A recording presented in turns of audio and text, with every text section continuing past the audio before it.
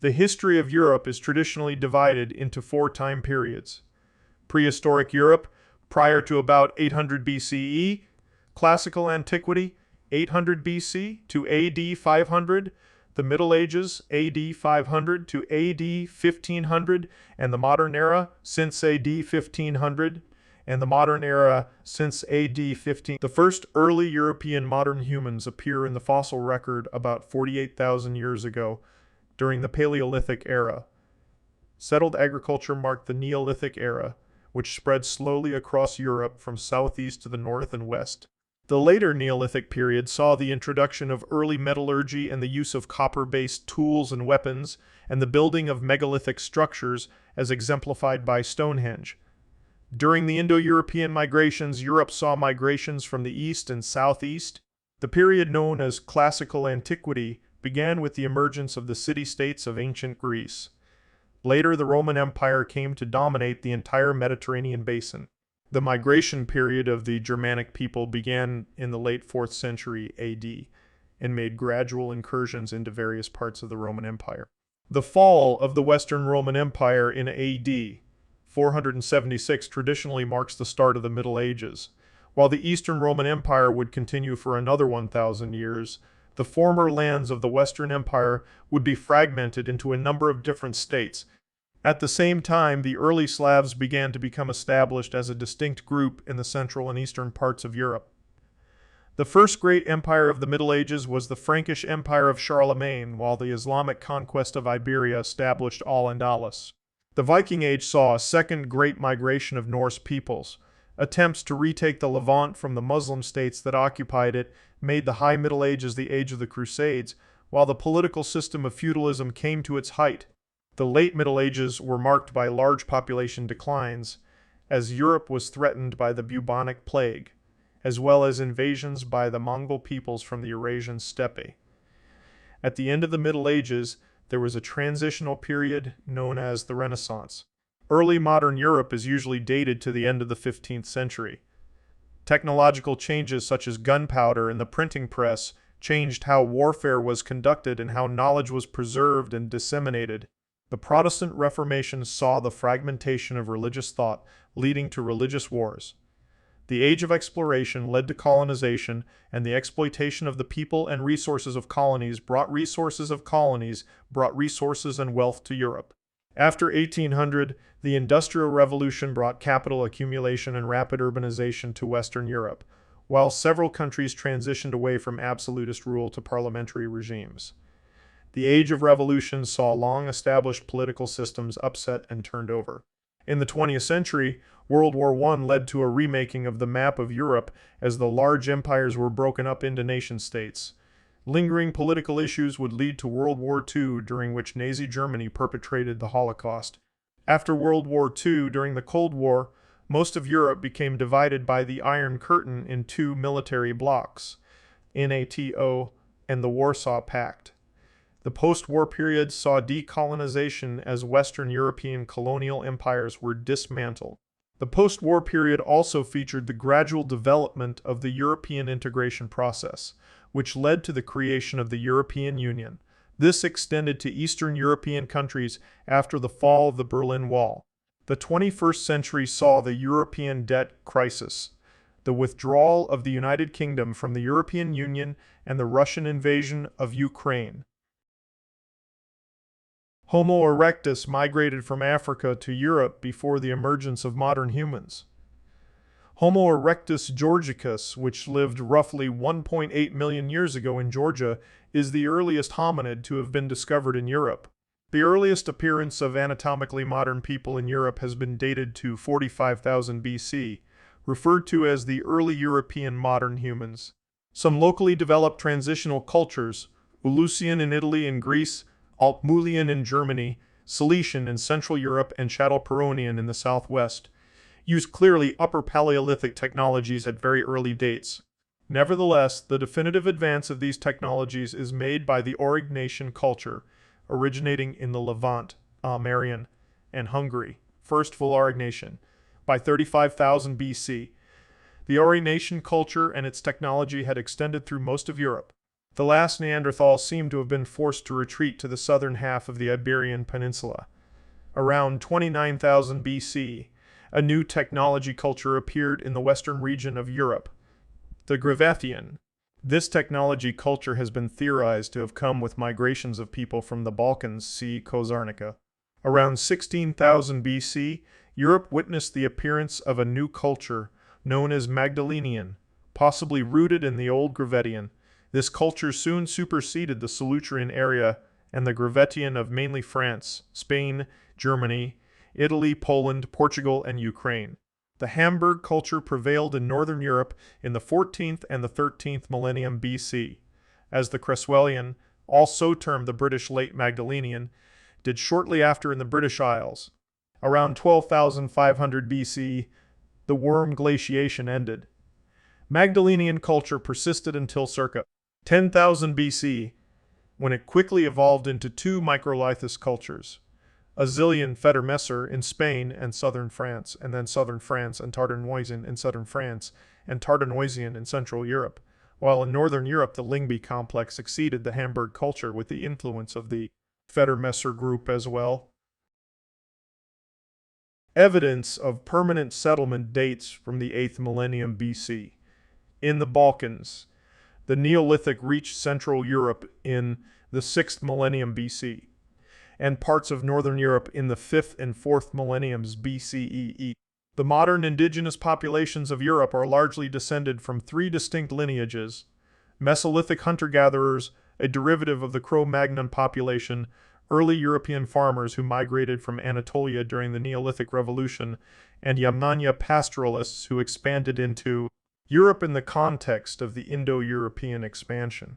The Indo-European migration started in Southeast Europe at around circa 4,200 BC, through the areas around the Black Sea and the Balkan Peninsula.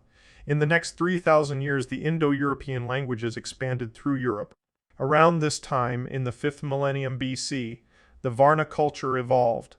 In 4,200 BCE, the Solnitsata town, believed to be the oldest prehistoric town in Europe, flourished. The first well-known literate civilization in Europe was the Minoan civilization that arose on the island of Crete and flourished from approximately the 27th century BCE to the 15th century BCE to the 15th century BCE. The Minoans were replaced by the Mycenaean civilization, which flourished during the period roughly between 1600 BC, when Helladic culture in mainland Greece was transformed under influences from Minoan Crete, and 1100 BC. The major Mycenaean cities were Mycenae and Tiryns and Argolis, Pylos and Messenia, Athens and Attica, Thebes and Orchomenus and Boeotia, and Iolcos in the Salii. In Crete, the Mycenaeans occupied Knossos. Mycenaean settlement sites also appeared in Epirus, Macedonia, on islands in the Aegean Sea, on the coast of Asia Minor, the Levant, Cyprus, and Italy. Mycenaean artifacts have been found well outside the limits of the Mycenaean world. Quite unlike the Minoans, whose society benefited from trade, the Mycenaeans advanced through conquest. Mycenaean civilization was dominated by a warrior aristocracy. Around 1400 BC, the Mycenaeans extended their control to Crete, the center of the Minoan civilization, and adopted a form of the Minoan script called Linear A to write their early form of Greek in Linear B. The Mycenaean civilization perished with the collapse of Bronze Age civilization on the eastern shores of the Mediterranean Sea. The collapse is commonly attributed to the Dorian invasion, although other theories describing natural disasters and climate change have been advanced as well. Whatever the causes, the Mycenaean civilization had definitely disappeared after LH3C, when the sites of Mycenae and Tiryns were again destroyed and lost their importance. This end, during the last years of the 12th century BCE, occurred after a slow decline of the Mycenaean civilization, which lasted many years before dying out.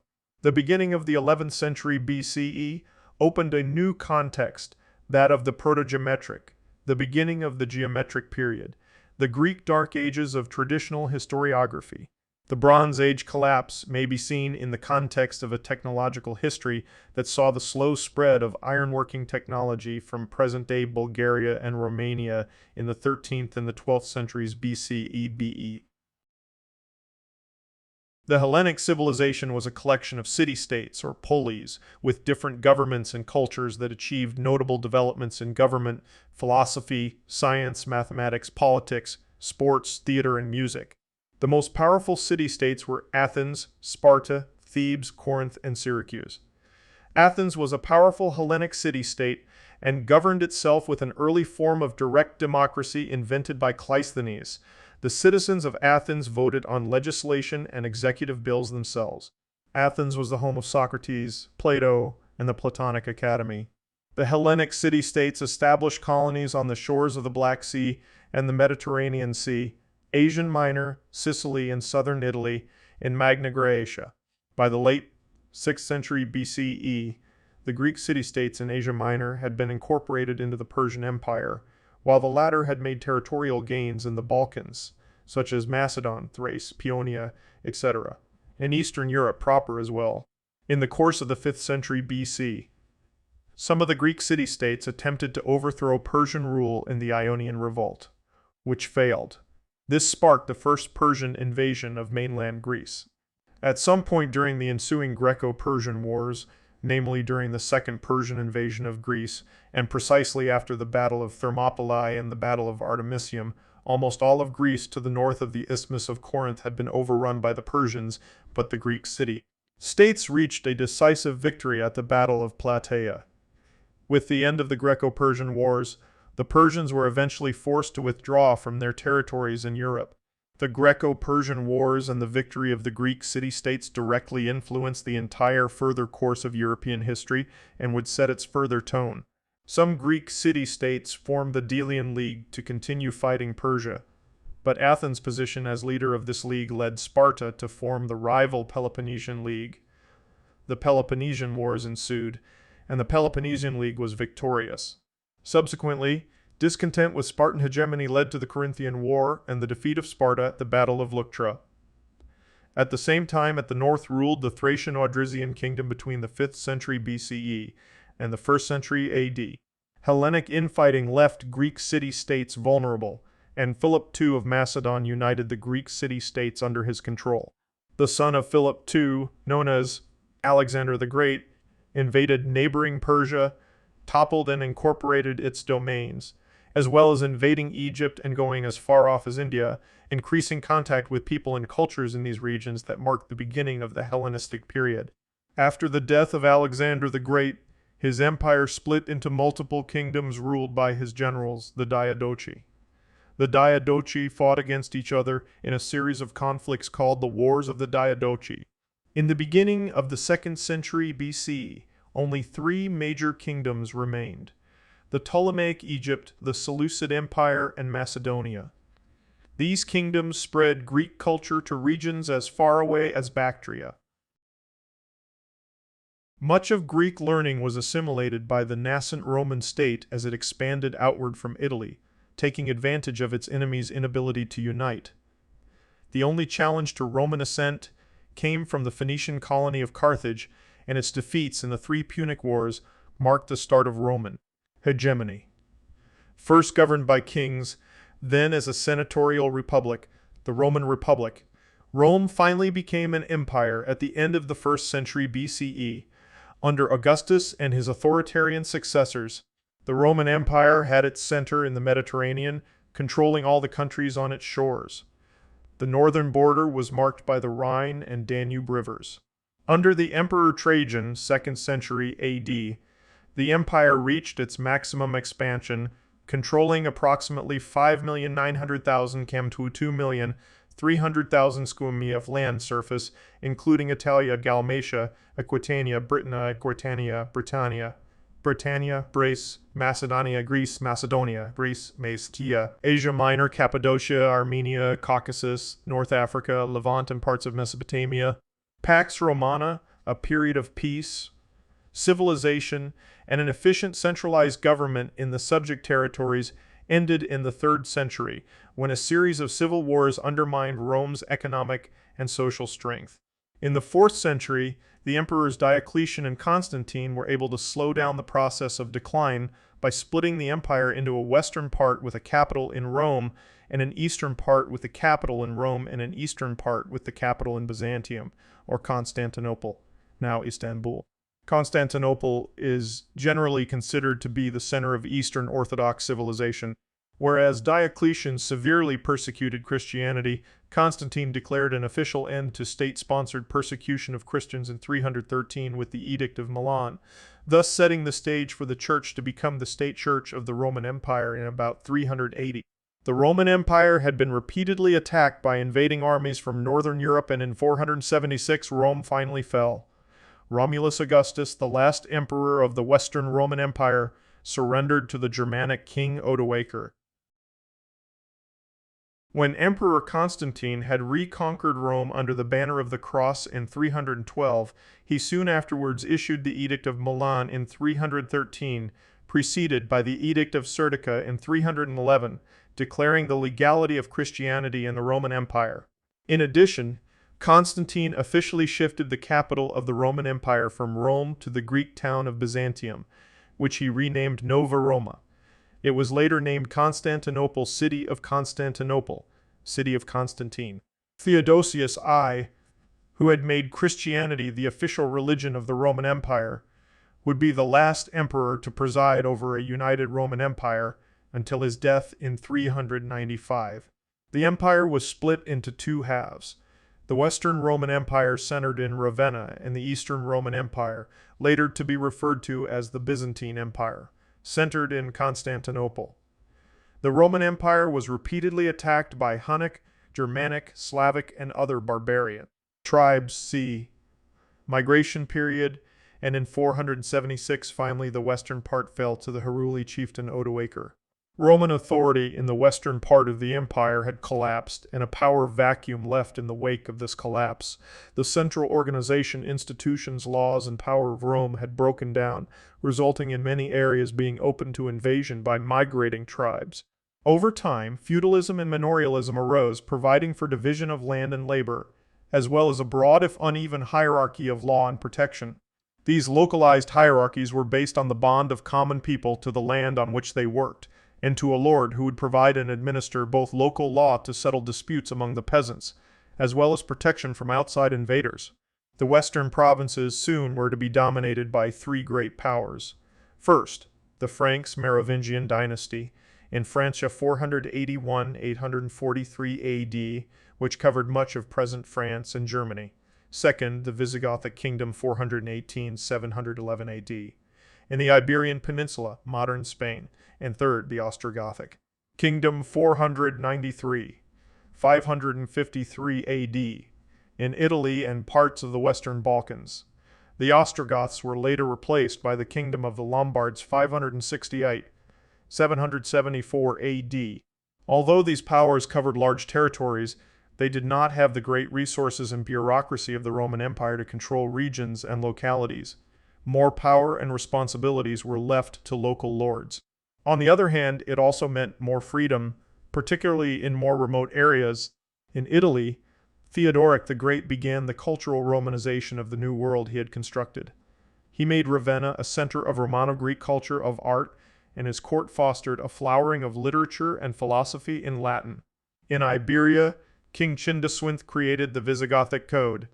In the eastern part, the dominant state was the remaining Eastern Roman Empire. In the feudal system, new princes and kings arose, the most powerful of which was arguably the Frankish ruler Charlemagne. In 800, Charlemagne, reinforced by his massive territorial conquests, was crowned Emperor of the Romans by Pope Leo III, solidifying his power in Western Europe.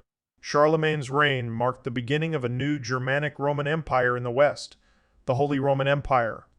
Outside his borders, new forces were gathering.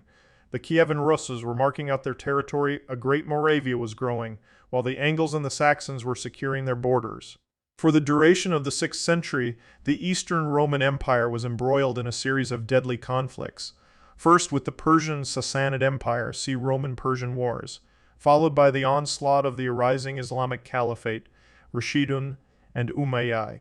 By 650, the provinces of Egypt, Palestine, and Syria were lost to the Muslim forces, followed by Hispania and southern Italy in the 7th and 8th centuries. See Muslim conquests. The Arab invasion from the east was stopped after the intervention of the Bulgarian Empire. See Interwar.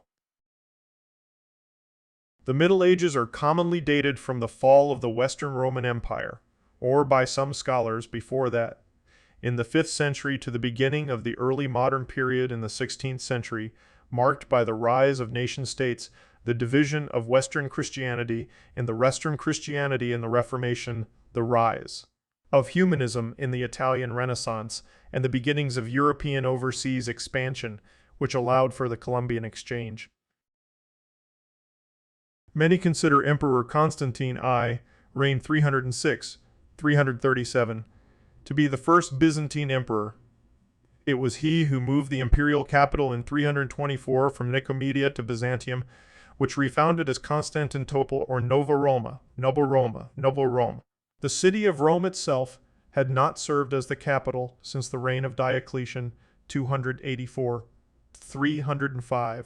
Some date the beginnings of the empire to the reign of Theodosius I, 379-395, and Christianity's official supplanting of the pagan Roman religion, or following his death in 395 when the empire was split into two parts, with capitals in Rome and Constantinople. Others place it yet later in 476, when Romulus Augustulus, traditionally considered the last Western emperor, was deposed, thus leaving sole imperial authority with the emperor in the Greek East. Others point to the reorganization of the empire in the time of Heraclius circa 620, when Latin titles and usages were officially replaced with Greek versions. In any case, the changeover was gradual, and by 330, when Constantine inaugurated his new capital, the process of Hellenization and increasing Christianization was already underway. The empire is generally considered to have ended after the fall of Constantinople to the Ottoman Turks in 1453. The plague of Justinian was a pandemic that afflicted the Byzantine Empire, including its capital Constantinople, in the years 541-542. It is estimated that the plague of Justinian killed as many as 100 million people. It caused Europe's population to drop by around 50 between 541 and 700. It also may have contributed to the success of the Muslim conquests. During most of its existence, the Byzantine Empire was one of the most powerful economic, cultural, and military forces in Europe, and Constantinople was one of the largest and wealthiest cities in Europe. The early Middle Ages span roughly 5 centuries from 500 to 1000. In the east and southeast of Europe, new dominant states formed. The Avar Khaganate, 567, after 822, Old Great Bulgaria, 632, the Khazar Khaganate circa 650-969, and Danube, Bulgaria, founded by Asparuh in 680, were constantly rivaling the hegemony that from the 7th century Byzantine history was greatly affected by the rise of Islam and the caliphates. Muslim Arabs first invaded historically Roman territory under Abu Bakr, first caliph of the Rashidun Caliphate, who entered Roman Syria and Roman Mesopotamia. As the Byzantines and neighboring Sassanids were severely weakened by the time, amongst the most important reason, say being the protracted, centuries-lasting and frequent Byzantine-Sasanian wars, which included the climactic Byzantine-Sasanian War of 602-628 under Umar, the second caliph. The Muslims entirely toppled the Sassanid Persian Empire and decisively conquered Syria and Mesopotamia, as well as Roman Palestine, Roman Egypt, and parts of Asia Minor and Roman North Africa. In the mid-7th century AD, following the Muslim conquest of Persia, Islam penetrated into the Caucasus region, of which parts would later permanently become part of Russia. This trend, which included the conquests by the invading Muslim forces and by that the spread of Islam as well, continued under Umar's successors and under the Umayyad Caliphate, which conquered the rest of Mediterranean North Africa and most of the Iberian Peninsula. Over the next centuries, Muslim forces were able to take further European territory, including Cyprus, Malta, Crete, and Sicily and parts of southern Italy. The Muslim conquest of Hispania began when the Moors invaded the Christian Visigothic kingdom of Hispania in 711 under the Berber general Tariq ibn Ziyad. They landed at Gibraltar on 30 April and worked their way northward. Tariq's forces were joined the next year by those of his Arab superior, Musa ibn Nusair. During the 8-year campaign, most of the Iberian Peninsula was brought under Muslim rule, save for small areas in the northwest, Asturias, and largely Basque regions in the Pyrenees. In 711, Visigothic Hispania was weakened because it was immersed in a serious internal crisis caused by a war of succession to the throne. The Muslims took advantage of the crisis within the Hispano-Visigothic society to carry out their conquests. This territory, under the Arab name Al-Andalus, became part of the expanding Umayyad Empire. The Second Siege of Constantinople, 717, ended unsuccessfully after the intervention of Tervel of Bulgaria and weakened the Umayyad dynasty and reduced their prestige. In 722, Don Pelayo formed an army of 300 Dastur soldiers to confront Munuza's Muslim troops. In the Battle of Covadonga, the Asturs defeated the Arab Moors, who decided to retire. The Christian victory marked the beginning of the Reconquista and the establishment of the Kingdom of Asturias, whose first sovereign was Don Pelayo. The conquerors intended to continue their expansion in Europe and move northeast across the Pyrenees, but were defeated by the Frankish leader Charles Martel at the Battle of Poitiers in 732. The Umayyads were overthrown in 750 by the Abbasids, and in 756, the Umayyads established an independent emirate in the Iberian Peninsula. The Holy Roman Empire emerged around 800 as Charlemagne, king of the Franks and part of the Carolingian dynasty, was crowned by the Pope as emperor. His empire, based in modern France, the Low Countries, and Germany, expanded into modern Hungary, Italy, Bohemia, Lower Saxony, and Spain. He and his father received substantial help from an alliance with the Pope, who wanted help against the Lombards. His death marked the beginning of the end of the dynasty, which collapsed entirely by 888. The fragmentation of power led to semi-autonomy in the region and has been defined as a critical starting point for the formation of states in Europe. To the east, Bulgaria was established in 681 and became the first Slavic country. The powerful Bulgarian Empire was the main rival of Byzantium for control of the Balkans for centuries, and from the 9th century became the cultural center of Slavic Europe. The empire created the Cyrillic script during the 9th century AD at the Preslav Literary School and experienced the golden age of Bulgarian cultural prosperity during the reign of Emperor Simeon the Great, 893-927. Two states, Great Moravia and Kievan Ruses, emerged among the Slavic peoples respectively in the 9th century. In the late 9th and 10th centuries, northern and western Europe felt the burgeoning power and influence of the Vikings, who raided, traded, conquered, and settled swiftly and efficiently with their advanced seagoing vessels such as the longships. The Vikings had left a cultural influence on the Anglo-Saxons and Franks as well as the Scots. The Hungarians pillaged mainland Europe, the Pechenegs raided Bulgaria, Rus states, and the Arab states. In the 10th century, independent kingdoms were established in Central Europe, including Poland and the newly settled Kingdom of Hungary. The Kingdom of Croatia also appeared in the Balkans. The subsequent period, ending around 1000, saw the further growth of feudalism, which weakened the Holy Roman Empire. In Eastern Europe, Volga Bulgaria became an Islamic state in 921 after Almasai converted to Islam under the missionary efforts of Ahmad ibn Fadlan. Slavery in the early medieval period had mostly died out in Western Europe by about the year 1000 AD. Replaced by serfdom, it lingered longer in England and in peripheral areas linked to the Muslim world where slavery continued to flourish. Church rule suppressed slavery of Christians. Most historians argue the transition was quite abrupt around 1000, but some see a gradual transition from about 300 to 1000. In 1054, the East-West Schism occurred between the two remaining Christian seats in Rome and Constantinople, modern Istanbul. The High Middle Ages of the 11th, 12th, and 13th centuries show a rapidly increasing population of Europe, which caused great social and political change from the preceding era. By 1250, the robust population increase greatly benefited the economy, reaching levels it would not see again in some areas until the 19th century, from about the year 1000 onwards. Western Europe saw the last of the barbarian invasions and became more politically organized. The Vikings had settled in Britain, Ireland, France, and elsewhere, whilst Norse Christian kingdoms were developing in their Scandinavian homelands. The Magyars had ceased their expansion in the 10th century, and by the year 1000, the Roman Catholic Apostolic Kingdom of Hungary was recognized in Central Europe. With the brief exception of the Mongol invasions, major barbarian incursions ceased.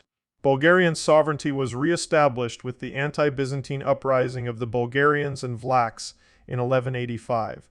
The Crusaders invaded the Byzantine Empire, captured Constantinople in 1204, and established their Latin Empire.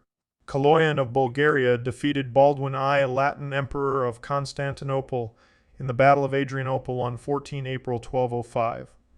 The reign of Ivan Asen II of Bulgaria led to maximum territorial expansion, and that of Ivan Alexander of Bulgaria to a second golden age of Bulgarian culture. The Byzantine Empire was fully re-established in 1261. In the 11th century, populations north of the Alps began to settle new lands.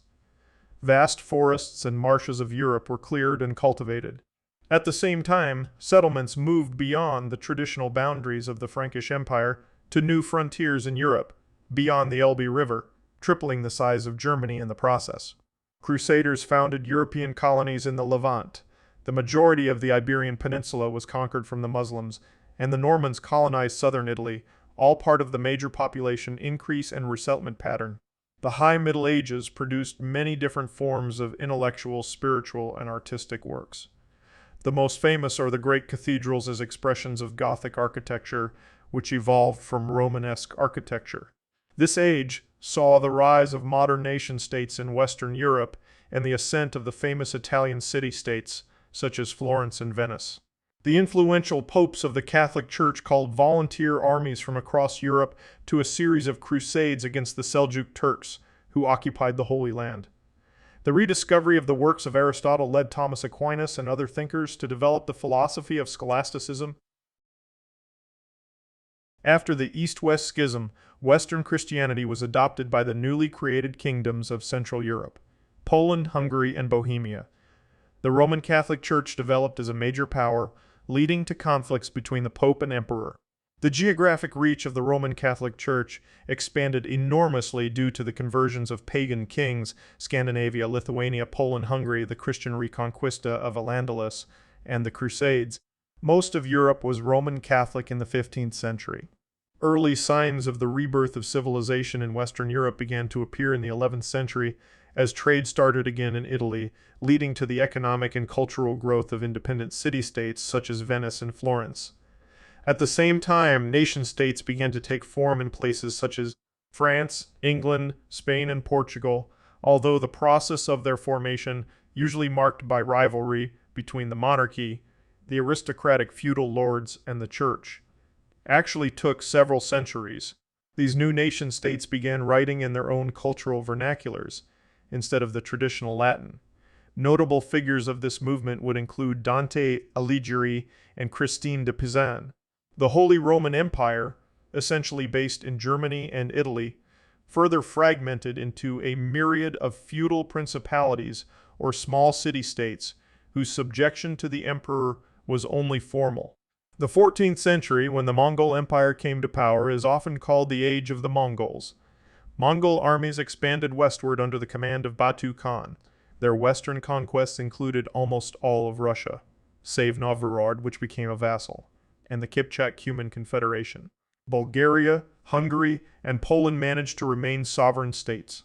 Mongolian records indicate that Batu Khan was planning a complete conquest of the remaining European powers, beginning with a winter attack on Austria, Italy, and Germany when he was recalled to Mongolia upon the death of Great Khan Ogadai. Most historians believe only his death prevented the complete conquest of Europe. The areas of Eastern Europe and most of Central Asia that were under direct Mongol rule became known as the Golden Horde. Under Uzbeg Khan, Islam became the official religion of the region in the early 14th century. The invading Mongols, together with their mostly Turkic subjects, were known as Tatars. In Russia, the Tatars ruled the various states of the Rus through vassalage for over 300 years. In the northern Europe, Conrad of Masovia gave Chelmno to the Teutonic Knights in 1226 as a base for a crusade against the Old Prussians and Grand Duchy of Lithuania. The Livonian Brothers of the Sword were defeated by the Lithuanians, so in 1237 Gregory IX merged the remainder of the order into the Teutonic Order as the Livonian Order. By the middle of the century, the Teutonic Knights completed their conquest of the Prussians before converting the Lithuanians in the subsequent decades. The order also came into conflict with the Eastern Orthodox Church of the Pskov and Novgorod republics. In 1240, the Orthodox Novgorod army defeated the Catholic Swedes in the Battle of the Neva, and 2 years later they defeated the Livonian Order in the Battle on the Ice. The Union of Kruwo in 1386, bringing two major changes in the history of the Grand Duchy of Lithuania. Conversion to Catholicism and establishment of a dynastic union between the Grand Duchy of Lithuania and the Crown of the Kingdom of Poland marked both the greatest territorial expansion of the Grand Duchy and the defeat of the Teutonic Knights in the Battle of Grunwald in 1410. The late Middle Ages spanned around the 14th and late 15th centuries. Around 1300, centuries of European prosperity and growth came to a halt. A series of famines and plagues, such as the Great Famine of 1315, 1317, and the Black Death, killed people in a matter of days, reducing the population of some areas by half as many survivors fled. Kishlansky reports, the Black Death touched every aspect of life, hastening a process of social, economic, and cultural transformation already underway. Fields were abandoned, workplaces stood idle, international trade was suspended. Traditional bonds of kinship, village, and even religion were broken amid the horrors of death, flight, and failed expectations. People cared no more for dead men than we care for dead goats, wrote one survivor. Depopulation caused labor to become scarcer. The survivors were better paid and peasants could drop some of the burdens of feudalism. There was also social unrest. France and England experienced serious peasant risings, including the Jacquerie and the Peasants' Revolt. The unity of the Catholic Church was shattered by the Great Schism. Collectively, these events have been called the crisis of the late Middle Ages. Beginning in the 14th century, the Baltic Sea became one of the most important trade routes. The Hanseatic League, an alliance of trading cities, facilitated the absorption of vast areas of Poland, Lithuania, and Livonia into trade with other European countries. This fed the growth of powerful states in this part of Europe, including Poland, Lithuania, Hungary, Bohemia, and Muscovy later on. The conventional end of the Middle Ages is usually associated with the fall of the city of Constantinople and of the Byzantine Empire to the Ottoman Turks in 1453. The Turks made the city the capital of their Ottoman Empire, which lasted until 1922 and included Egypt, Syria, and most of the Balkans. The Ottoman Wars in Europe marked an essential part of the history of the continent. A key 15th century development was the advent of the movable type of printing press, circa 1439 in Mainz, building upon the impetus provided by the prior introduction of paper from China via the Arabs in the High Middle Ages. The adoption of the technology across the continent at dazzling speed for the remaining part of the 15th century would usher a revolution, and by 1500 over 200 cities in Europe had presses that printed between 8 and 20 million books. The early modern period spans the centuries between the Middle Ages and the Industrial Revolution, roughly from 1500 to 1800, or from the discovery of the New World in 1492 to the French Revolution in 1789.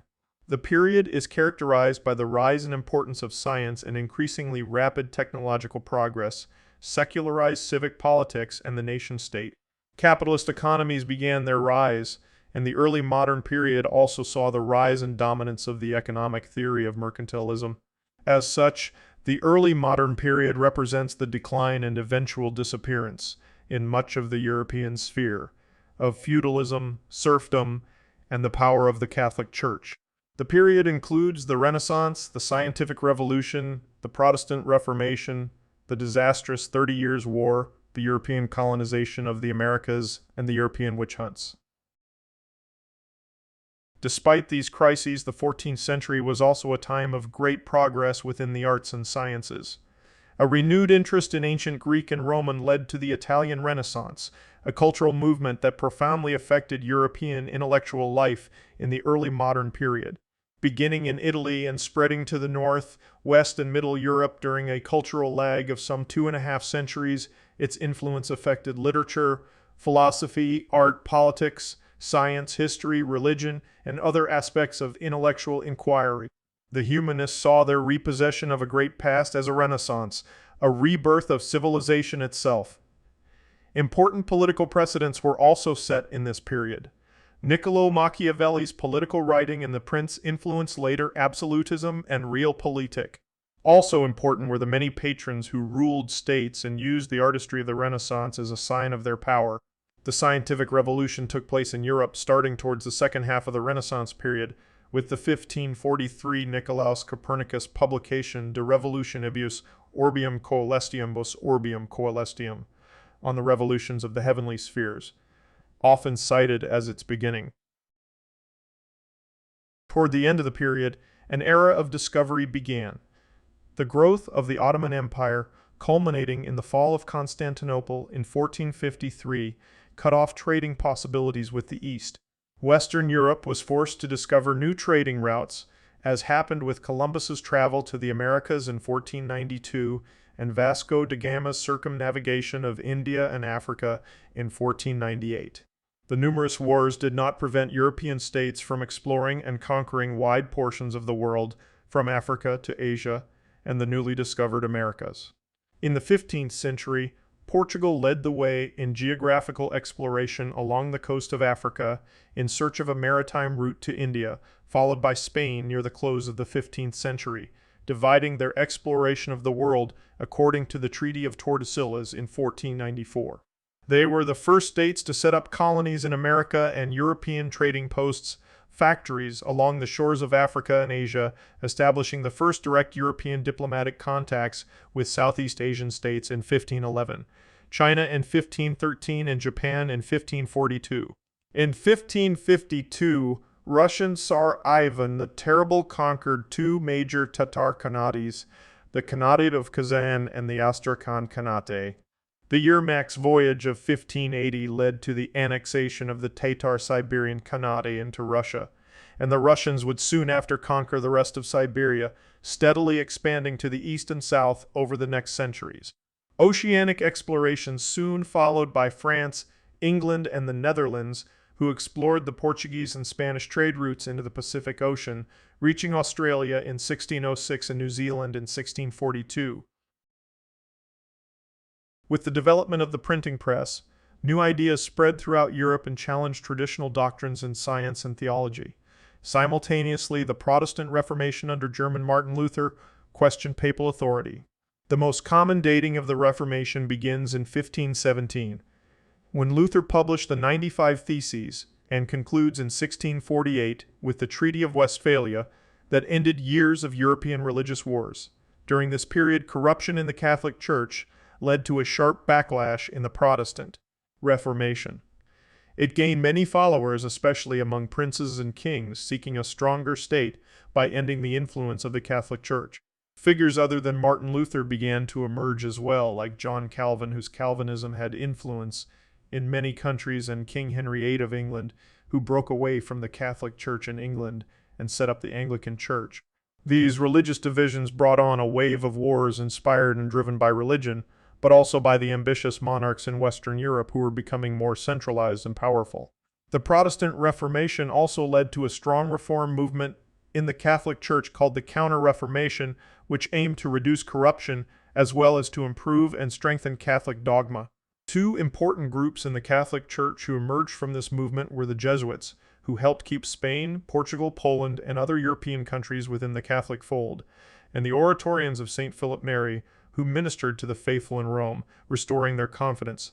in the Church of Jesus Christ that subsisted substantially in the Church of Rome. Still, the Catholic Church was somewhat weakened by the Reformation. Portions of Europe were no longer under its sway, and kings in the remaining Catholic countries began to take control of the church institutions within their kingdoms. Unlike many European countries, the Polish-Lithuanian Commonwealth and Hungary were more tolerant. While still enforcing the predominance of Catholicism, they continued to allow the large religious minorities to maintain their faiths, traditions, and customs. The Polish-Lithuanian Commonwealth became divided among Catholics, Protestants, Orthodox Jews, and a small Muslim population. Another development was the idea of European superiority. There was a movement by some such as Montaigne that regarded the non-Europeans as a better, more natural and primitive people. Post services were founded all over Europe, which allowed a humanistic interconnected network of intellectuals across Europe, despite religious divisions. However, the Roman Catholic Church banned many leading scientific works. This led to an intellectual advantage for Protestant countries, where the banning of books was regionally organized. Francis Bacon and other advocates of science tried to create unity in Europe by focusing on the unity in nature. In the 15th century, at the end of the Middle Ages, powerful sovereign states were appearing, built by the new monarchs who were centralizing power in France, England, and Spain. On the other hand, the parliament in the Polish-Lithuanian Commonwealth grew in power, taking legislative rights from the Polish king. The new state power was contested by parliaments in other countries, especially England. New kinds of states emerged, which were cooperation agreements among territorial rulers, cities, farmer republics, and knights. The Iberian kingdoms were able to dominate colonial activity in the 16th century. The Portuguese forged the first global empire in the 15th and 16th century, whilst during the 16th century and the first half of the 17th century, the Crown of Castile and the overarching Hispanic monarchy, including Portugal from 1580 to 1640, became the most powerful empire in the world. Spanish dominance in America was increasingly challenged by British, French, Dutch, and Swedish colonial efforts of the 17th and 18th centuries. New forms of trade and expanding horizons made new forms of government, law, and economics necessary. Colonial expansion continued in the following centuries, with some setbacks such as successful wars of independence in the British American colonies, and then later Haiti, Mexico, Argentina, Brazil, and others amid European turmoil of the Napoleonic Wars. Spain had control of a large part of North America, all of Central America, and a great part of South America, the Caribbean, and the Philippines. Britain took the whole of Australia and New Zealand, most of India, and large parts of Africa and North America. France held parts of Africa and North America. France held parts of Canada and India, nearly all of which was lost to Britain in 1763. Indochina, large parts of Africa and the Caribbean islands. The Netherlands gained the East Indies, now Indonesia, and islands in the Caribbean. Portugal obtained Brazil, and islands in the Caribbean. Portugal obtained Brazil and several territories in Africa and Asia. And later, powers such as Germany, Belgium, Italy, and Russia acquired further colonies. This expansion helped the economy of the countries owning them. Trade flourished because of the minor stability of the empires. By the late 16th century, American silver accounted for 1/5 of Spain's total budget. The French colony of Saint-Domingue was one of the richest European colonies in the 18th century, operating on a plantation economy fueled by slave labor. During the period of French rule, cash crops produced in Saint-Domingue comprised 30% of total French trade, while its sugar exports represented 40% of the Atlantic market. The 17th century was an era of crisis. Many historians have rejected the idea, while others promote it as an invaluable insight into the warfare, politics, economics, and even art. The 30 Years' War, 1618-1648, focused attention on the massive horrors that wars could bring to entire populations. The 1640s in particular saw more state breakdowns around the world than any previous or subsequent period. The Polish-Lithuanian Commonwealth, the largest state in Europe, temporarily disappeared. In addition, there were secessions and upheavals in several parts of the Spanish Empire, the world's first global empire. In Britain, the entire Stuart monarchy, England, Scotland, Ireland, and its North American colonies rebelled. Political insurgency and a spate of popular revolts seldom shook the foundations of most states in Europe and Asia. More wars took place around the world in the mid-17th century than in almost any other period of recorded history. Across the Northern Hemisphere, the mid-17th century experienced almost unprecedented death rates. The absolute rule of powerful monarchs such as Louis XIV ruled France 1643-1715. Peter the Great ruled Russia 1682-1725. Maria Theresa ruled Habsburg land 1740-1780. And Frederick the Great ruled Prussia 1740-80. And Frederick the Great ruled Prussia 1740-86, produced powerful centralized states with strong under the control of the king. Throughout the early part of this period, capitalism, through mercantilism, was replacing feudalism as the principal form of economic organization, at least in the western half of Europe. The expanding colonial frontiers resulted in a commercial revolution. The period is noted for the rise of modern science and the application of its findings to technological improvements which animated the Industrial Revolution after 1750. The Reformation had profound effects on the unity of Europe. Not only were nations divided one from another by their religious orientation, but some states were torn apart internally by religious strife, avidly fostered by their external enemies. France suffered this fate in the 16th century in the series of conflicts known as the French Wars of Religion, which ended in the triumph of the Bourbon dynasty. England settled down under Elizabeth I to a moderate Anglicanism. Much of modern-day Germany was made up of numerous small sovereign states under the theoretical framework of the Holy Roman Empire, which was further divided along internally drawn sectarian lines. The Polish-Lithuanian Commonwealth is notable in this time for its religious indifference and general immunity to European religious strife. The 30 Years' War was fought between 1618 and 1648 across Germany and neighboring areas, and involved most of the major European powers except England and Russia, involving Catholics versus Protestants for the most part. The major impact of the war was the devastation of entire regions scavenged bare by the foraging armies. Episodes of widespread famine and disease, and the breakup of family life, devastated the population of the German states and, to a lesser extent, the Low Countries, the Crown of Bohemia, and northern parts of Italy, while bankrupting many of the regional powers involved. Between 1/4 and 1/3 of the German population perished from direct military causes or from disease and starvation, as well as postponed births. After the Peace of Westphalia, which ended the war in favor of nations deciding their own religious allegiance, absolutism became the norm of the continent, while parts of Europe experimented with constitutions foreshadowed by the English Civil War and particularly the Glorious Revolution. European military conflict did not cease, but had less disruptive effects on the lives of Europeans.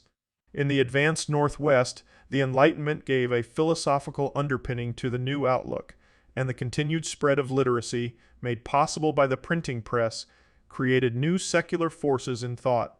From the Union of Krewo, Central and Eastern Europe was dominated by Kingdom of Poland and Grand Duchy of Lithuania. In the 16th and 17th centuries, Central and Eastern Europe was an arena of conflict for domination of the continent between Sweden, the Polish-Lithuanian Commonwealth, involved in series of wars like Khmelnytsky Uprising, Russo-Polish War, the Deluge, etc., and the Ottoman Empire. This period saw a gradual decline of these three powers, which were eventually replaced by new enlightened absolutist monarchies, Russia, Prussia, and Austria, the Habsburg monarchy. By the turn of the 19th century, they had become new powers, having divided Poland between themselves, with Sweden and Turkey having experienced substantial territorial losses to Russia and Austria respectively, as well as pauperization. The War of the Spanish Succession, 1701-1715, was a major war with France opposed by a coalition of England, the Netherlands, the Habsburg monarchy, and Prussia. Duke of Marlborough commanded the English and Dutch victory at the Battle of Blenheim in 1704. The main issue was whether France under King Louis XIV would take control of Spain's very extensive possessions and thereby become by far the dominant power or be forced to share power with other major nations. After initial Allied successes, the Long War produced a military stalemate and ended with the Treaty of Utrecht, which was based on a balance of power in Europe. Historian Russell Wagley argues that the many wars almost never accomplished more than they cost. British historian G.M. Trevelyan argues that Treaty of Utrecht, which ushered in the stable and characteristic period of 18th century civilization, marked the end of danger to Europe from the old French monarchy, and it marked a change of no less significance to the world at large, the maritime, commercial, and financial supremacy of Great Britain. Frederick the Great, King of Prussia, 1740-86, modernized the Prussian army, introduced new tactical and strategic concepts, fought mostly successful wars, Silesian Wars, 7 Years' War, and doubled the size of Prussia. Russia fought numerous wars to achieve rapid expansion toward the east, i.e. Siberia, Far East south to the Black Sea and southeast into Central Asia. Russia boasted a large and powerful army, a very large and powerful army, a very large and complex internal bureaucracy, and a splendid court that rivaled Paris and London. However, the government was living far beyond its means and seized church lands, leaving organized religion in a weak condition. Throughout the 18th century, Russia remained a poor, backward, overwhelmingly agricultural, and illiterate country. The Enlightenment was a powerful, widespread cultural movement of intellectuals beginning in late 17th century Europe, emphasizing the power of reason rather than tradition. It was especially favorable to science, especially Isaac Newton's physics, and hostile to religious orthodoxy, especially of the Catholic Church.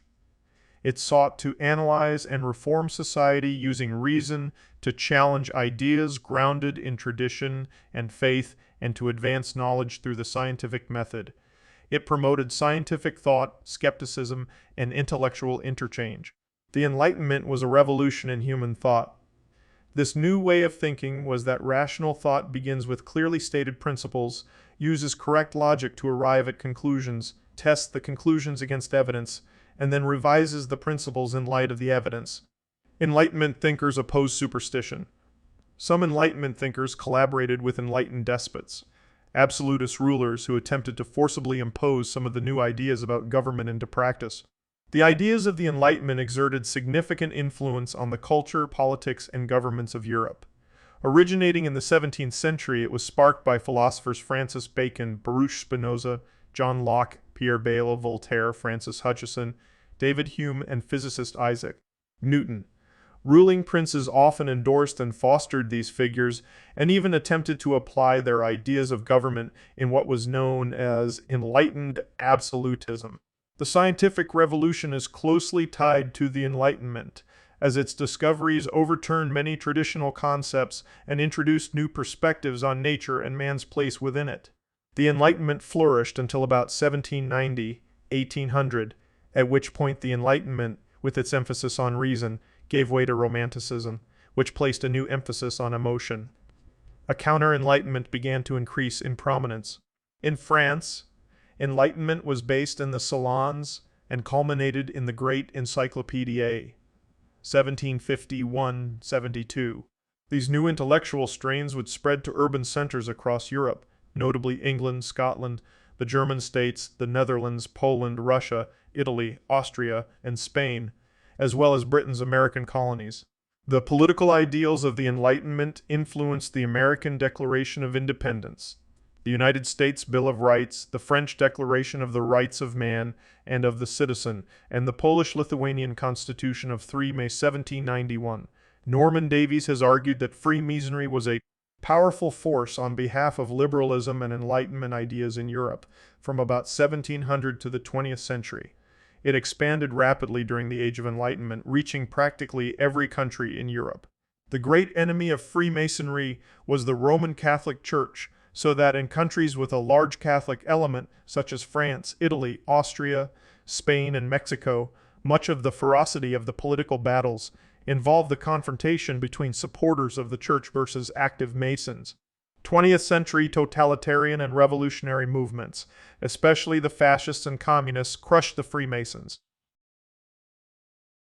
The long 19th century, from 1789 to 1914, saw the drastic social, political, and economic changes initiated by the Industrial Revolution, the French Revolution, and the Napoleonic Wars. Following the reorganization of the political map of Europe at the Congress of Vienna in 1815, Europe experienced the rise of nationalism, the rise of the Russian Empire, and the peak of the British Empire, as well as the decline of the Ottoman Empire. Finally, the rise of the German Empire and the Austro-Hungarian Empire initiated the course of events that culminated in the outbreak of the First World War in 1914.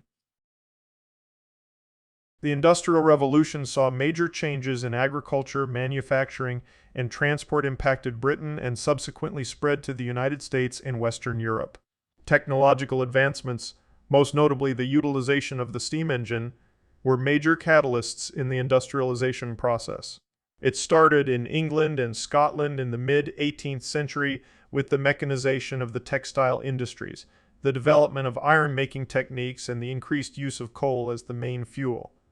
Trade expansion was enabled by the introduction of canals, improved roads and railways, the introduction of steam power, fueled primarily by coal, and powered machinery, mainly in textile manufacturing, underpinned the dramatic increases in production capacity. The development of all-metal machine tools in the first 2 decades of the 19th century facilitated the manufacture of more production machines for manufacturing in other industries. The effects spread throughout Western Europe and North America during the 19th century, eventually affecting most of the world.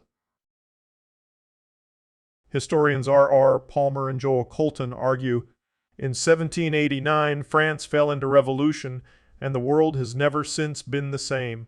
The French Revolution was by far the most momentous upheaval of the whole revolutionary age.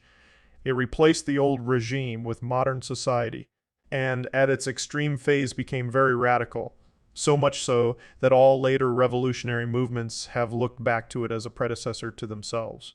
From the 1760s to 1848, the role of France was decisive. The era of the French Revolution and the subsequent Napoleonic Wars was a difficult time for monarchs. Tarpal I of Russia was assassinated. King Louis X was assassinated. King Louis X of France was executed, as was his queen. Furthermore, Kings Charles IV of Spain, Ferdinand VII of Spain, and Gustav IV Adolf of Sweden were deposed, as were ultimately the Emperor Napoleon and all of the relatives he had installed on various European thrones. King Frederick William III of Prussia and Emperor Francis II of Austria barely clung to their thrones. King George III of Great Britain lost the better part of the First British Empire. The American Revolution, 1775-1783, was the first successful revolt of a colony against a European power.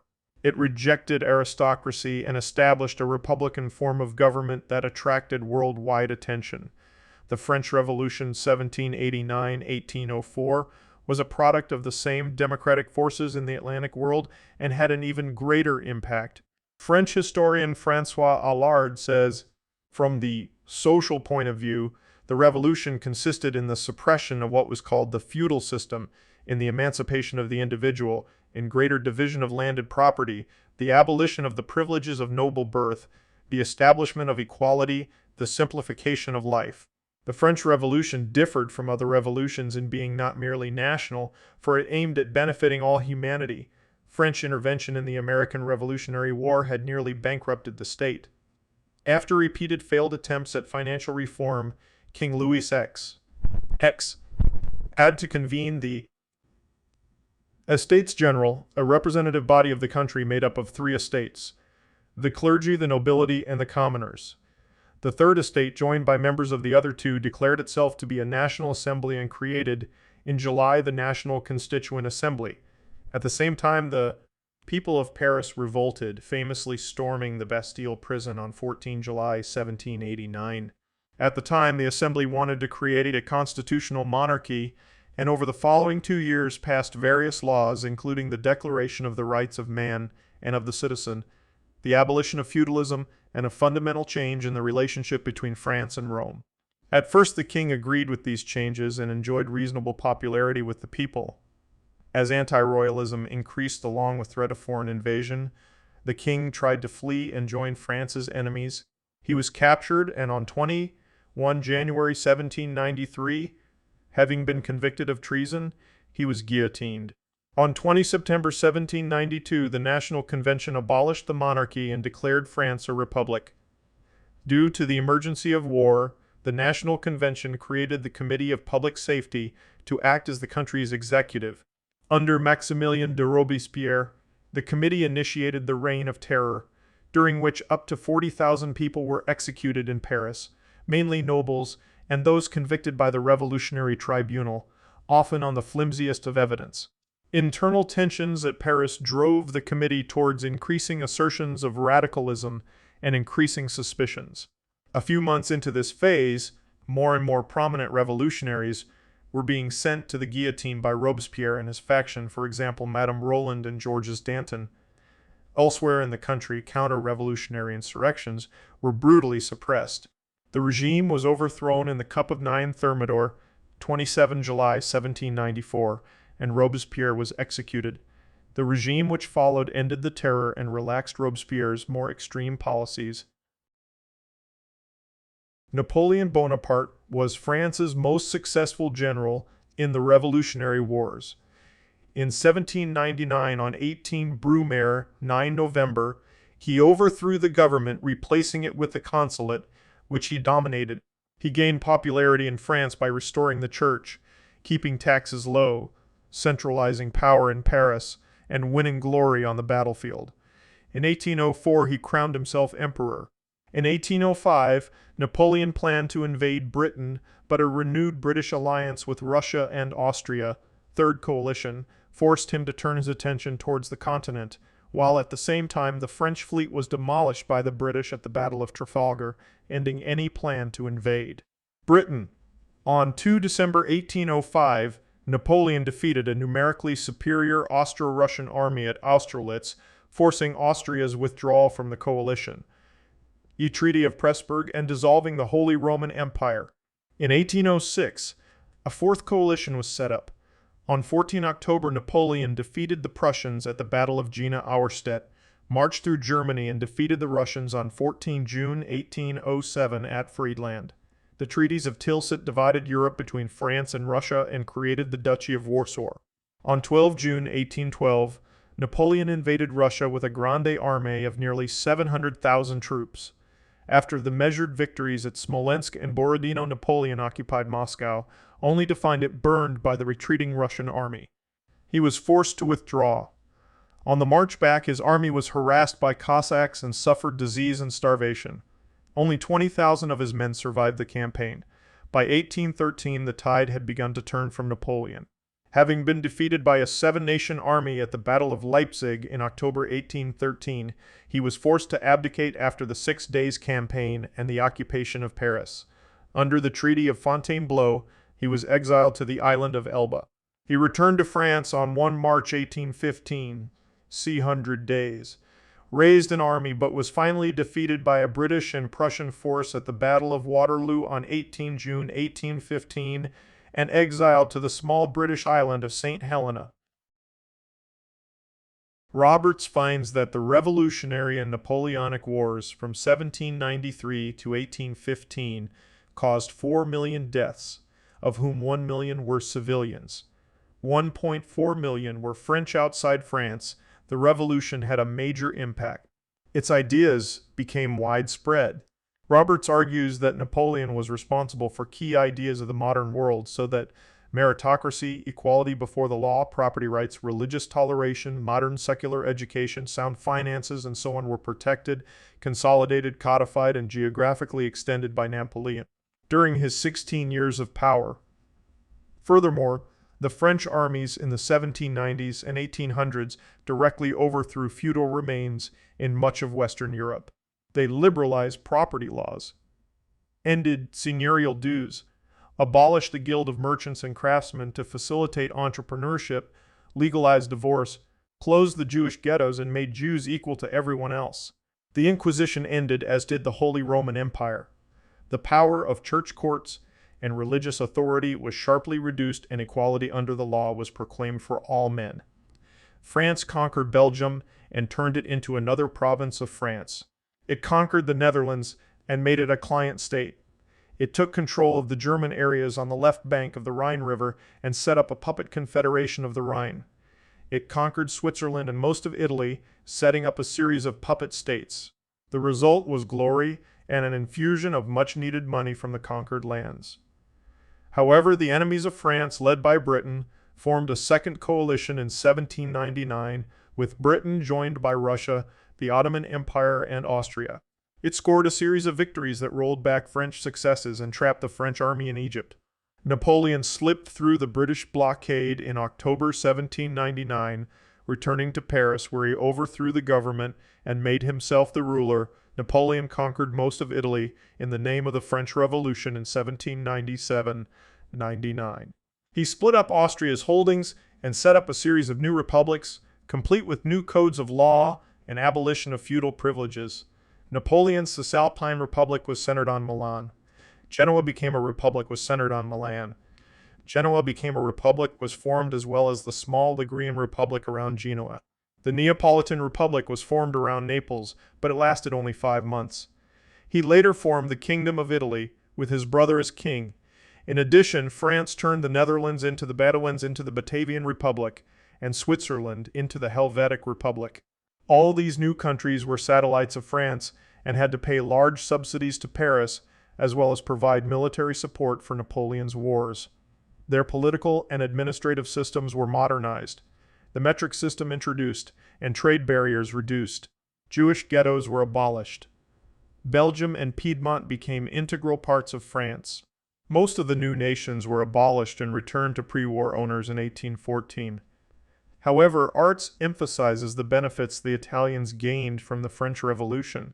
For nearly 2 decades, the Italians had excellent codes of law, a fair system of taxation, a better economic situation, and more religious and intellectual toleration than they had known for centuries. Everywhere, old physical, economic, and intellectual barriers had been thrown down, and the Italians had begun to be aware of a common nationality. Likewise, in Switzerland, the long-term impact of the French Revolution has been assessed by Martin. It proclaimed the equality of citizens before the law, equality of languages, freedom of thought and faith. It created a Swiss citizenship, basis of our modern nationality, and the separation of powers, of which the old regime had no conception. It suppressed internal tariffs and other economic restraints. It unified weights and measures, reformed civil and penal law, authorized mixed marriages between Catholics and Protestants, suppressed torture, and improved justice. It developed education and public works. The greatest impact came in France itself. In addition to effects similar to those in Italy and Switzerland, France saw the introduction of the principle of legal equality and the downgrading of the once powerful and rich Catholic Church. Power became centralized in Paris, with its strong bureaucracy and an army supplied by conscripting all young men. French politics were permanently polarized.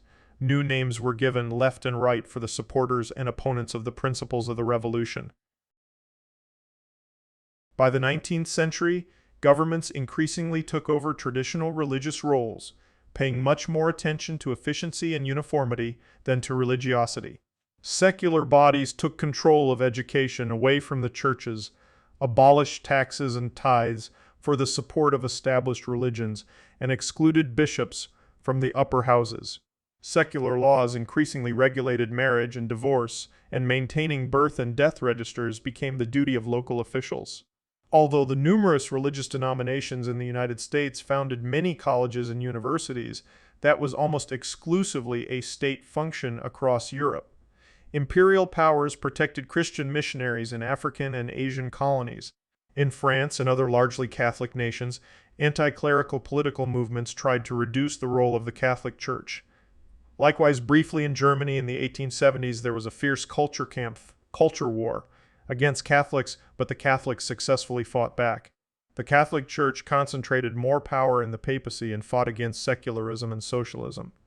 It sponsored devotional reforms that gained wide support among the churchgoers. The political development of nationalism and the push for popular sovereignty culminated with the ethnic national revolutions of Europe. During the 19th century, nationalism became one of the most significant political and social forces in history. It is typically listed among the top causes of World War I. Most European states had become constitutional monarchies by 1870. And Germany and Italy merged many small city-states to become United Nations states. Germany, in particular, increasingly dominated the continent in economics and political power. Meanwhile, on a global scale, Great Britain, with its far-flung British Empire, unmatched Royal Navy, and powerful bankers, became the world's first global power. The sun never set on its territories, while an informal empire operated through British financiers, entrepreneurs, traders, and engineers who established operations in many countries and largely dominated Latin America. The British were especially famous for financing and constructing railways around the world.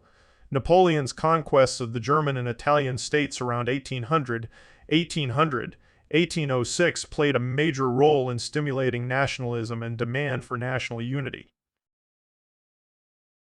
In the German states east of Prussia, Napoleon abolished many of the old or medieval relics, such as dissolving the Holy Roman Empire in 1806. He imposed rational legal systems, and his organization of the Confederation of the Rhine in 1806 promoted a feeling of German nationalism. In the 1860s, it was Prussian Chancellor Otto von Bismarck who achieved German unification in 1870 after the many smaller states followed Prussia's leadership in wars against Denmark, Austria, and France. Italian nationalism emerged in the 19th century and was the driving force for Italian unification, or the Risorgimento. It was the political and intellectual movement that consolidated different states of the Italian peninsula into the single state of the Kingdom of Italy in 1860. The memory of the Risorgimento is central to both Italian nationalism and Italian historiography. For centuries, the Orthodox Christian Serbs were ruled by the Muslim-controlled Ottoman Empire. The success of the Serbian Revolution 1804-1817 against Ottoman rule in 1817 marked the foundation of modern Principality of Serbia. It achieved de facto independence in 1867 and finally gained recognition in the Berlin Congress of 1878. The Serbs developed a larger vision for nationalism in pan-Slavism, and with Russian support sought to pull the other slaves out of the Austro-Hungarian Empire. Austria, with German backing, tried to crush Serbia in 1914, but Russia intervened, thus igniting the First World War in which Austria dissolved into nation-states. In 1918, the region of Vojvodina proclaimed its secession from Austria-Hungary to unite with the pan-Slavic state of Slovenes, Croats, and Serbs. The Kingdom of Serbia joined the Union on 1 December 1918, and the country was named Kingdom of Serbs, Croats, and Slovenes. It was renamed Yugoslavia, which was never able to tame the multiple nationalities and religions, and it flew apart in civil war in the 1990s. The Greek drive for independence from the Ottoman Empire inspired supporters across Christian Europe, especially in Britain. France, Russia, and Britain intervened to make this nationalist dream become reality with the Greek War of Independence, 1821, 1820, 1920, 1920, 1820.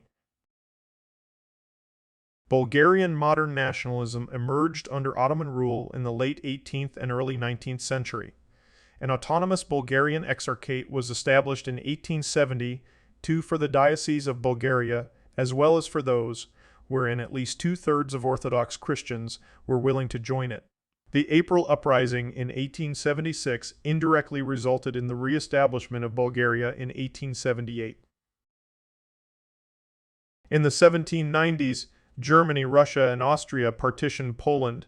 Napoleon set up the Duchy of Warsaw, igniting a spirit of Polish nationalism.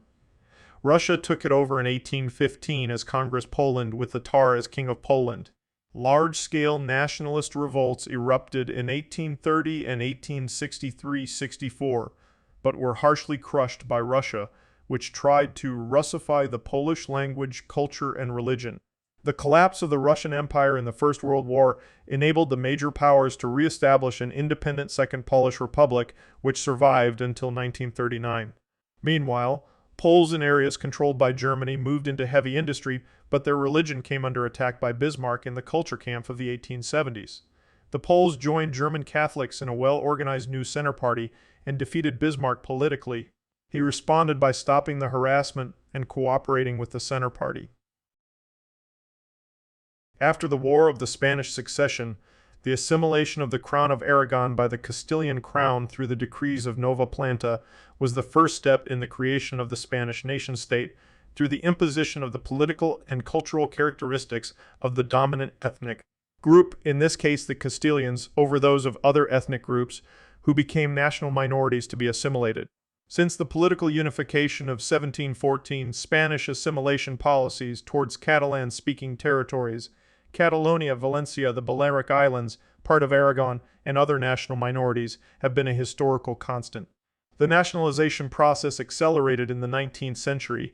In parallel to the origin of Spanish nationalism, the social, political, and ideological movement that tried to shape a Spanish national identity based on the Castilian model in conflict with the other historical nations of the state. These nationalist policies, sometimes very aggressive and still in force, are the seed of repeated territorial conflicts within the state. An important component of nationalism was the study of the nation's heritage, emphasizing the national language and literary culture. This stimulated and was in turn strongly supported by the emergence of national educational systems. Latin gave way to the national language, and compulsory education, with strong support from modernizers and the media, became standard in Germany and eventually other West European nations. Voting reforms extended the franchise. Every country developed a sense of national origins. The historical accuracy was less important than the motivation toward patriotism. Universal compulsory education was extended to girls at the elementary level. By the 1890s, strong movements emerged in some countries, including France, Germany, and the United States, to extend compulsory education to the secondary level. After the defeat of revolutionary France, the great powers tried to restore the situation which existed before 1789. The 1815 Congress of Vienna produced a peaceful balance of power among the European empires, known as the Metternich system. The power base of their support was the aristocracy. However, their reactionary efforts were unable to stop the spread of revolutionary movements. The middle classes had been deeply influenced by the ideals of the French Revolution, and the Industrial Revolution brought important economical and social changes. Radical intellectuals looked to the working classes for a base for socialist, communist, and anarchistic ideas. Widely influential was the 1848 Communist Manifesto by Karl Marx and Friedrich Engels. The middle classes and businessmen promoted liberalism, free trade, and capitalism. Aristocratic elements concentrated in government service, the military, and the established churches. Nationalist movements in Germany, Italy, Poland, Hungary, and elsewhere sought national unification and/or liberation from foreign rule. As a result, the period between 1815 and 1870, one saw a large number of revolutionary attempts and independence wars. Greece successfully revolted against Ottoman rule in the 1820s. Napoleon III, nephew of Napoleon I, parlayed his famous name into widespread popularity across France. He returned from exile in 1848, promising to stabilize the chaotic political situation. He was elected president and maneuvered successfully to name himself emperor, a move approved later by a large majority of the French electorate. The first part of his imperial term brought many important reforms, facilitated by Napoleon's control of the lawmaking body, the government, and the French armed forces. Hundreds of old Republican leaders were arrested and deported. Napoleon controlled the media and censored the news. In compensation for the loss of freedom, Napoleon gave the people new hospitals and asylums, beautified and modernized Paris, and built a modern railroad and transportation system that dramatically improved commerce. The economy grew, but industrialization was not as rapid as Britain. and France depended largely on small family-oriented firms as opposed to the large companies that were emerging in the United States and Germany.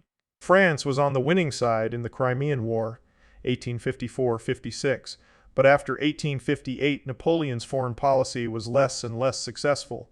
Foreign policy blunders finally destroyed his reign in 1870-71. His empire collapsed after being defeated in the Franco-Prussian War. France became a republic, but until the 1880s, there was a strong popular demand for monarchy. Hostility to the Catholic Church became a major issue as France battled between secular and religious forces well into the 20th century, with the secular elements usually more successful. The French Third Republic emerged in 1871.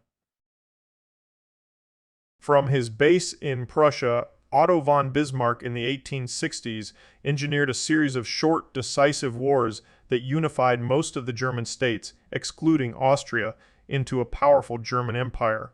By 1871, he used balance of power diplomacy to preserve Germany's new role and keep Europe at peace. The new German Empire industrialized rapidly and challenged Britain for economic leadership. Bismarck was removed from office in 1890 by an aggressive young Kaiser Wilhelm II, who pursued a disruptive foreign policy that polarized Europe into rival camps. These rival camps went to war with each other in 1914. The power of nationalism to create new states was irresistible in the 19th century, and the process could lead to collapse in the absence of a strong nationalism. Austria-Hungary had the advantage of size and a large army, but multiple disadvantages. Rivals on four sides, unstable finances, a fragmented population, a thin industrial base, and minimal naval resources. It did have the advantage of good diplomats, typified by Metternich. They employed a grand strategy for survival that balanced out different forces, set up buffer zones, and kept the Habsburg Empire going despite wars with the Ottomans, Frederick the Great, Napoleon, and Bismarck, until the First World War. The empire overnight disintegrated into multiple states based on ethnic nationalism and the principle of self-determination.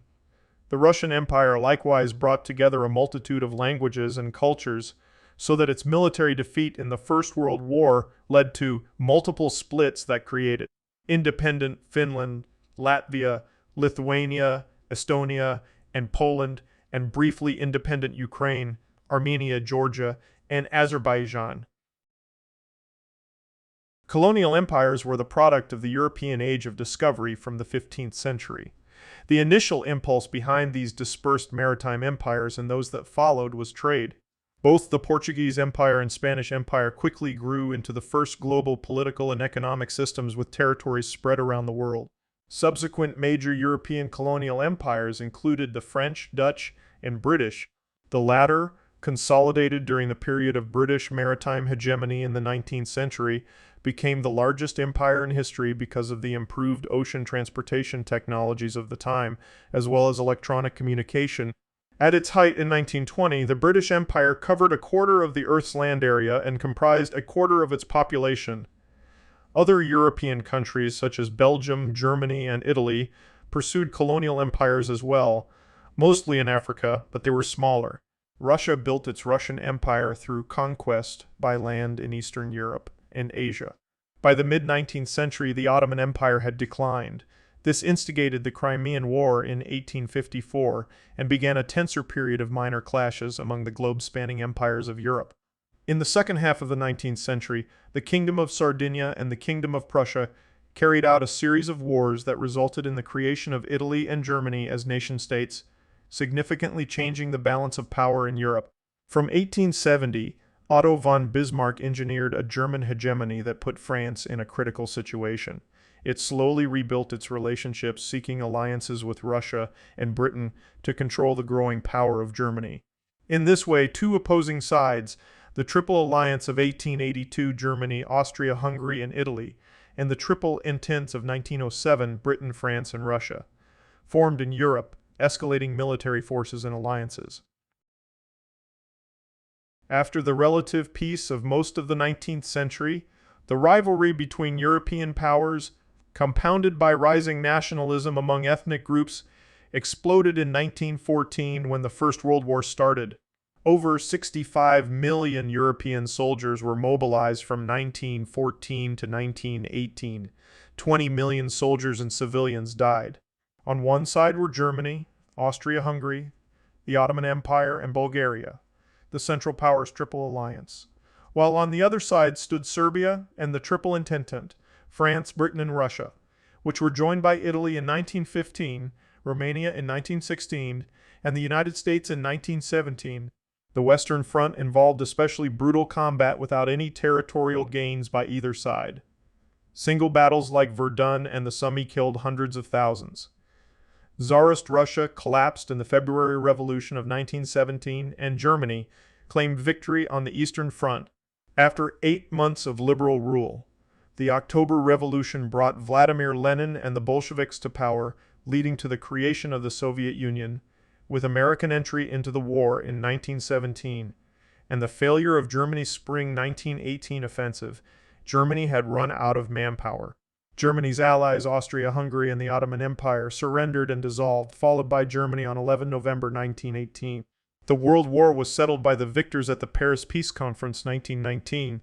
The major decisions were the creation of the League of Nations, peace treaties with defeated enemies, most notably the Treaty of Versailles with Germany, the awarding of German and Ottoman overseas possessions as mandates, chiefly to Britain and France, and the drawing of new national boundaries to better reflect the forces of nationalism. Multiple nations were required to sign minority rights treaties. The Treaty of Versailles itself weakened Germany's military power and placed full blame for the war and costly reparations on its shoulders. The humiliation and resentment in Germany was probably one of the causes of Nazi success and indirectly a cause of World War II. In the Treaty of Versailles 1919, the winners recognized the new states Poland, Czechoslovakia, Hungary, Austria, Yugoslavia, Finland, Estonia, Latvia, Lithuania, created in Central Europe from the defunct German, Austro-Hungarian, and Russian empires based on national, ethnic self-determination. It was a peaceful era with a few small wars before 1922, such as the Ukrainian-Soviet War, 1917-1921, and the Polish-Soviet War, 1919-1919-1921. Prosperity was widespread, and the major cities sponsored a youth culture called the Roaring Twenties, or Jazz Age. The Allied victory in the First World War seemed to mark the triumph of liberalism.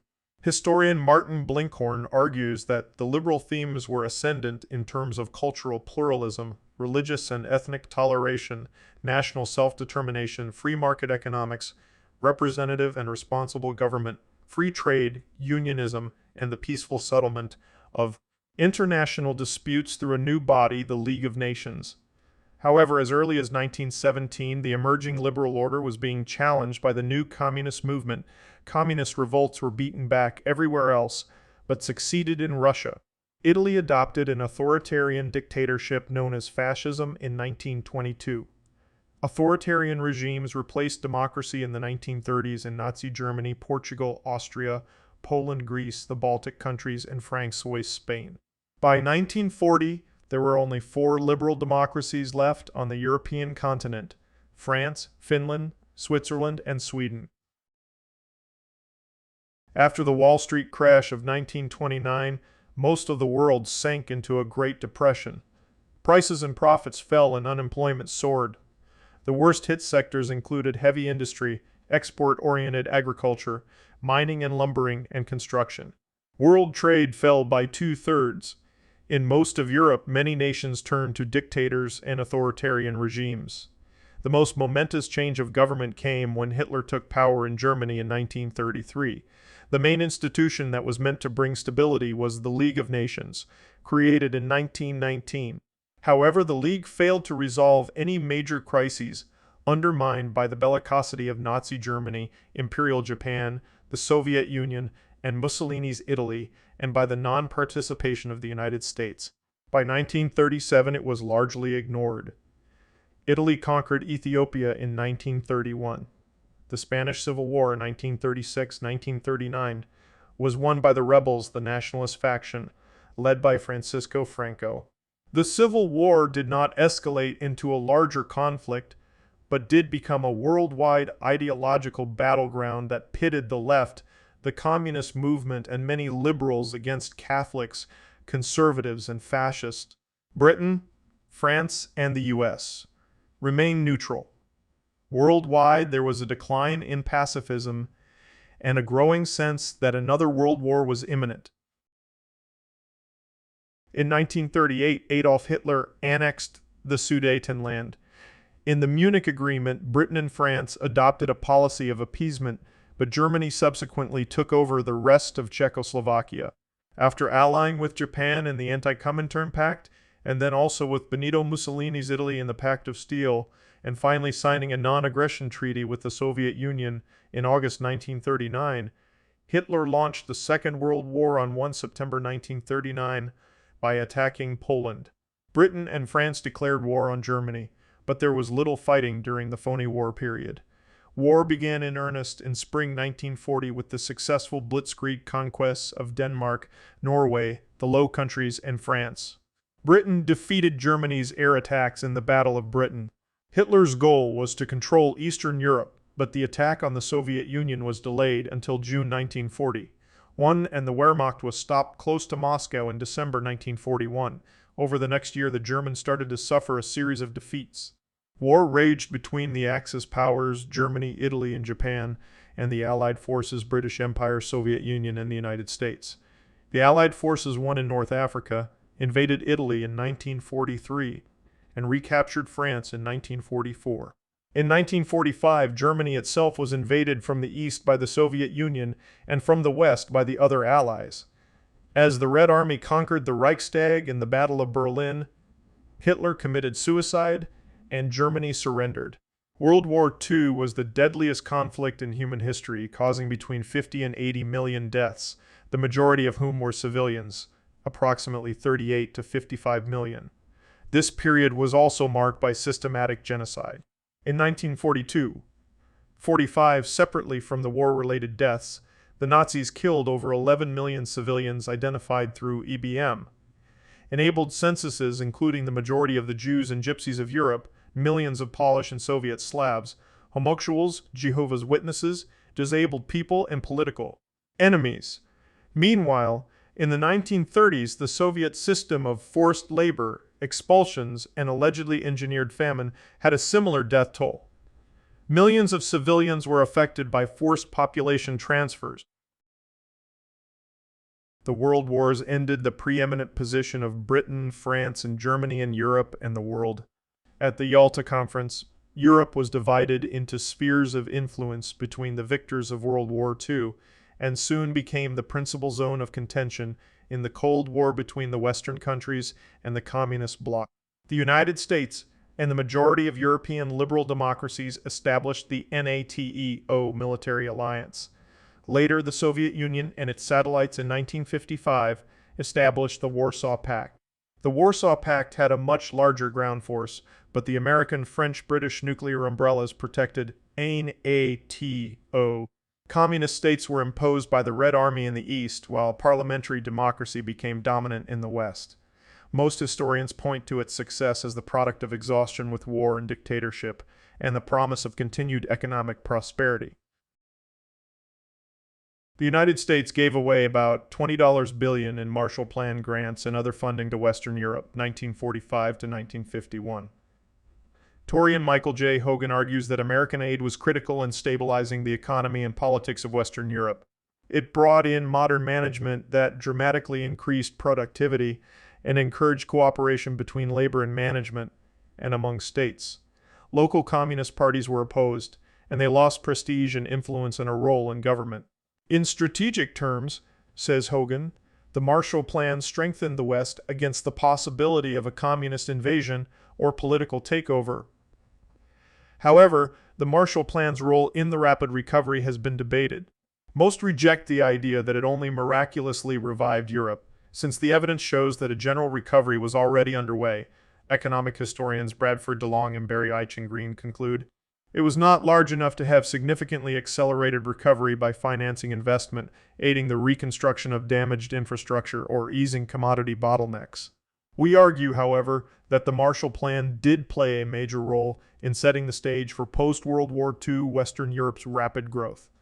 The conditions attached to Marshall Plan aid pushed European political economy in a direction that left its post-World War II mixed economies, with more market and less controls in the mix. The Soviet Union concentrated on its own recovery. It seized and transferred most of Germany's industrial plants, and it exacted war reparations from East Germany, Hungary, Romania, and Bulgaria. It used trading arrangements deliberately designed to favor the Soviet Union. Moscow controlled the communist parties that ruled the satellite states.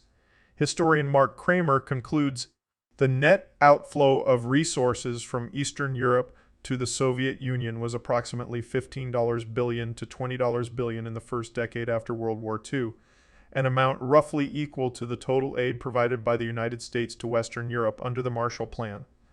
Looking at the half-century. After the war, historian Walter Lacker concluded, the post-war generations of European elites aimed to create more democratic societies. They wanted to reduce the extremes of wealth and poverty and provide essential social services in a way that pre-war generations had not. They had had quite enough of unrest and conflict. For decades, many continental societies had more or less achieved these aims and had every reason to be proud of their progress. Europe was quiet and civilized. Europe's success was based on recent painful experience. The horrors of 2 world wars, the lessons of dictatorship, the experiences of fascism and communism. Above all, it was based on a feeling of European identity and common values, or so it appeared at the time. The post-war period witnessed a significant rise in the standard of living of the Western European working class. Western Europe's industrial nations in the 1970s were hit by a global economic crisis. Causes included obsolescent heavy industry, sudden high energy prices which caused sharp inflation, inefficient nationalized railways and heavy industries, lagging computer technology, high government deficits, and growing unrest led by militant labor unions. Germany and Sweden sought to create a social consensus behind a gradual restructuring. Germany's efforts proved highly successful. In Britain, under the premiership of Margaret Thatcher, the solution was shock therapy, high interest rates, austerity, and selling off inefficient corporations, as well as the public housing. One result was escalating social tensions in Britain.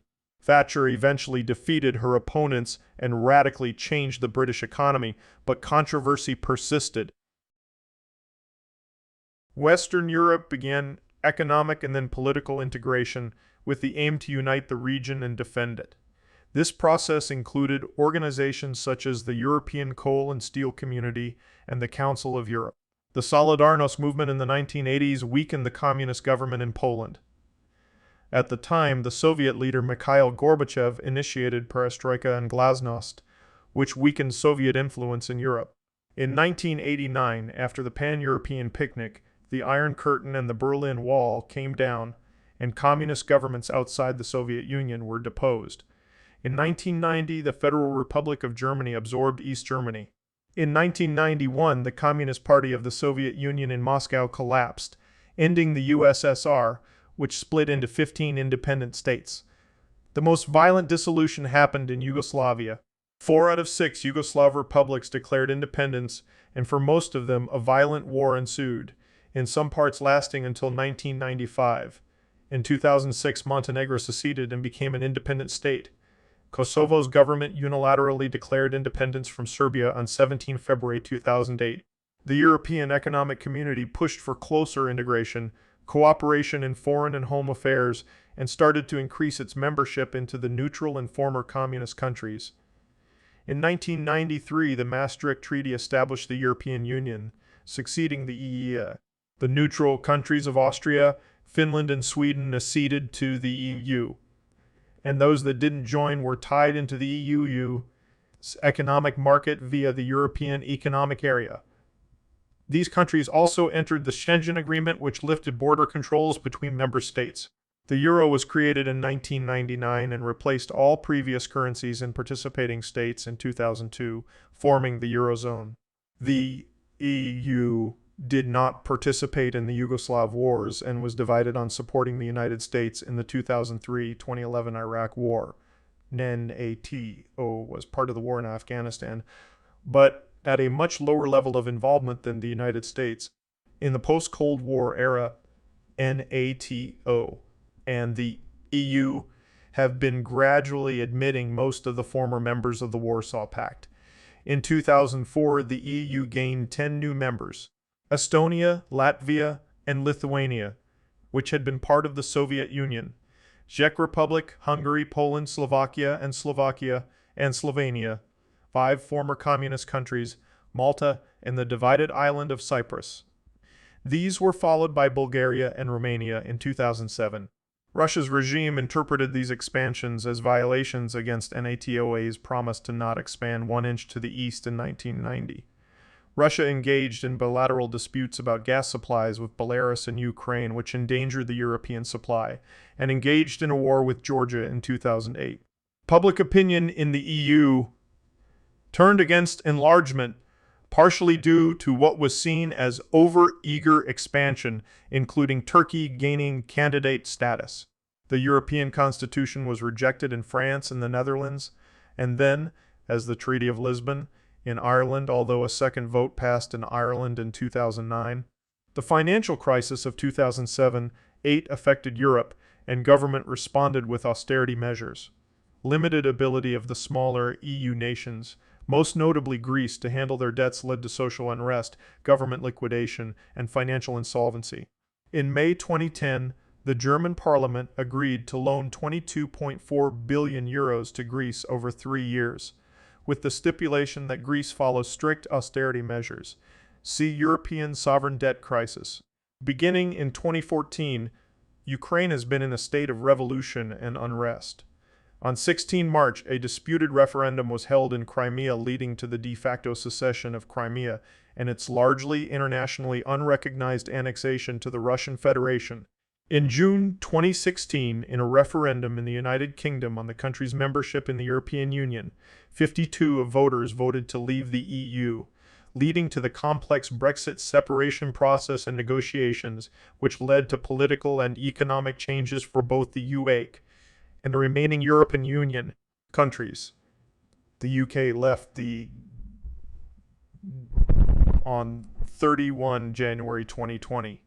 Later that year, Europe was affected by the COVID-19 pandemic. According to the Wall Street Journal in 2020, as Angela Merkel stepped down as Chancellor of Germany after 16 years.